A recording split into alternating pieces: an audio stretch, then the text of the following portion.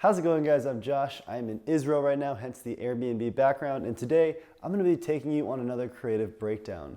Now, for the past few months, I've been shooting product photos for Igloo coolers. This has been one of my dream clients lately because they are giving me tons of creative freedom, and it's just a perfect brand for me. They love the outdoorsy, adventurous lifestyle, and that's pretty much all I do. So basically, these shots have been coming very naturally. In today's video, I'm going to show you how I turned these 3 photos into this final shot, taking you through my process from planning to shooting to editing, including a pretty thorough Photoshop job. So let's get it going.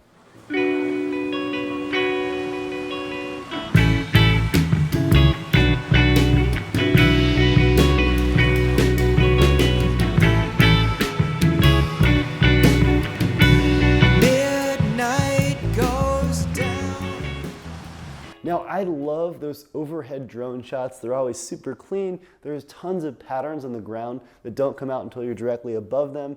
And even though it didn't have a drone, I figured with this high balcony, it'd be a perfect opportunity to create a similar effect. And using a bit of perspective adjustment in Lightroom, I could probably make that happen. For this shot, I decided to take it midday. Now, typically, photographers hate midday shooting because the sun is harsh and creates these unflattering shadows. Now, because I'm shooting directly overhead, having the sun directly overhead as well actually just creates the most even lighting, which was perfect for me. My model was actually my sister. I had her choose the perfect bikini colors to match the colors of the Havasu 22-ounce tumblers that I was using, which I figured were the most summery product that I was shooting this month and would look perfect in a pool. Now, you'll notice in these original shots, her bikini is not quite the same color as either the pool float or the water bottles, but we'll be fixing that in Lightroom. So let's break down the 3 shots that we took. First, we have the wide shot of the pool. So because I wanted an aerial perspective, I knew I needed extra room on both sides to get that perfect perspective adjustment in Lightroom. So this was a very wide shot that I took.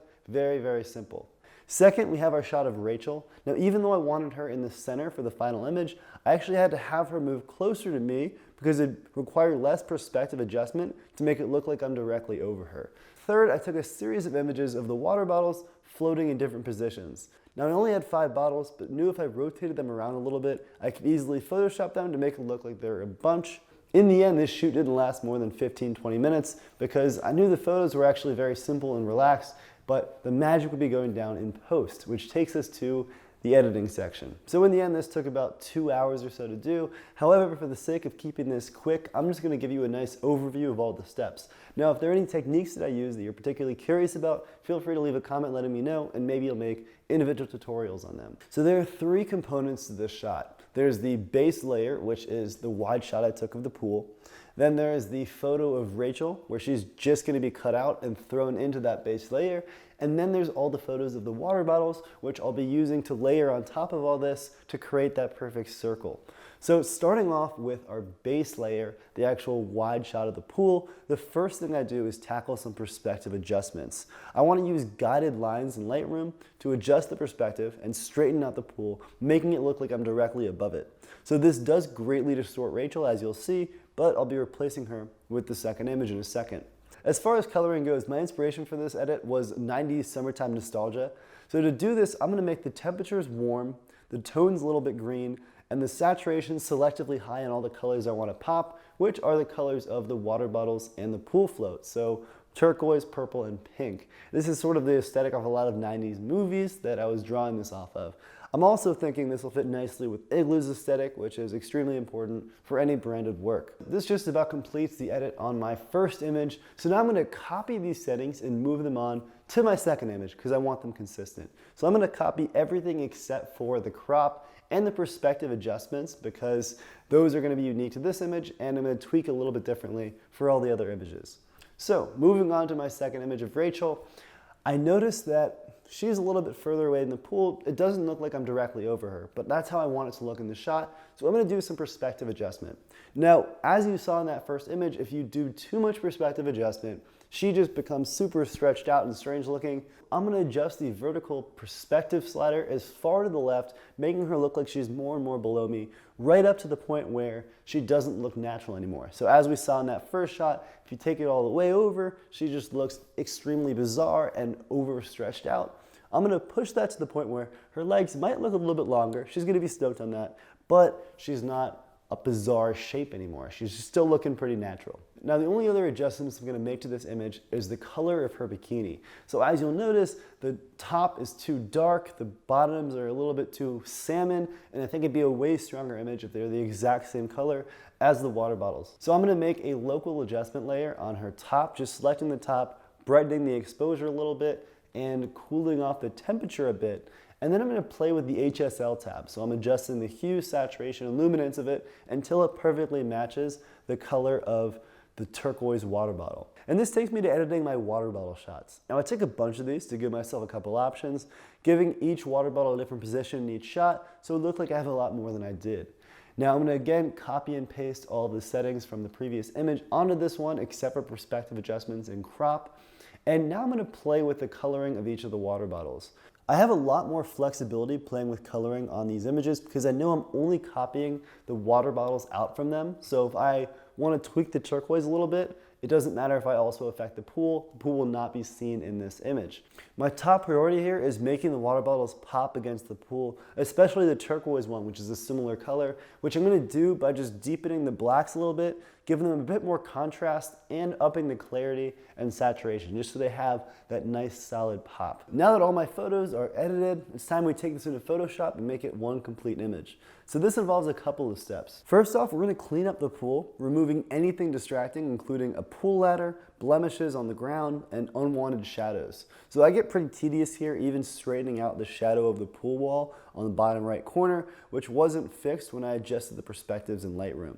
And step two, we're gonna remove Rachel from the original shot using the Content Aware tool. Now, because this is gonna give us some rough edges, I'm gonna clean this up with a very soft brush and some clone stamping, giving me a perfect looking empty pool. Step number three, I'm now gonna add the second shot of Rachel into the pool shot, and this is really simple. I'm just gonna mask her in with a very soft brush around the edges. Fortunately, this is really easy because the patterns of the pool are really consistent and easy to blend together.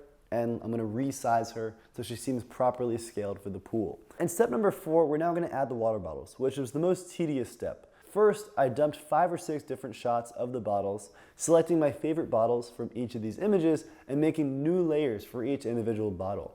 I did this with the magic wand tool, which was super simple. Then I lined up all the water bottles together so I could ensure they have the same size in width and height.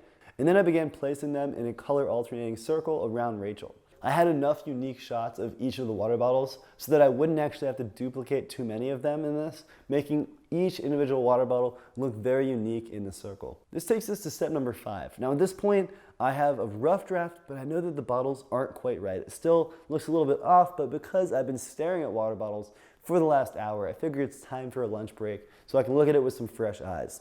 So once I get back to the computer, immediately I realized that the water bottles were a little bit too large and out of scale. The circle of the water bottle was just too tight around Rachel, and the angling of the water bottles were unrealistic because some water bottles looked to be pointing in the wrong direction and the perspective was just all off. So after another 2 rounds of adjustments, this was adjustment number 1 and this was adjustment number 2, I figured out the perfect amount to shrink the bottles and position the perspective as if the camera was in the perfect center of Rachel so that each water bottle tilted in just a little bit toward the camera.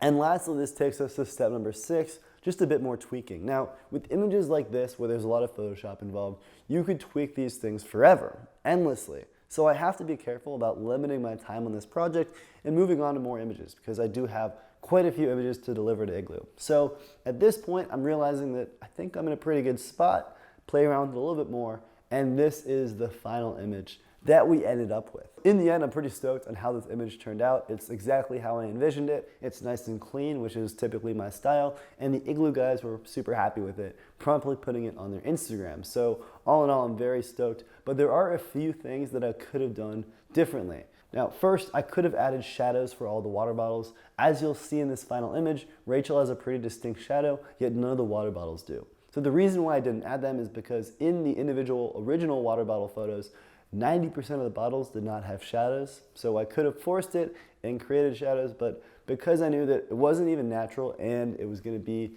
a very interesting refracted shadow that they all looked very different. Some of them were double refracted just because of the way the lighting was hitting them.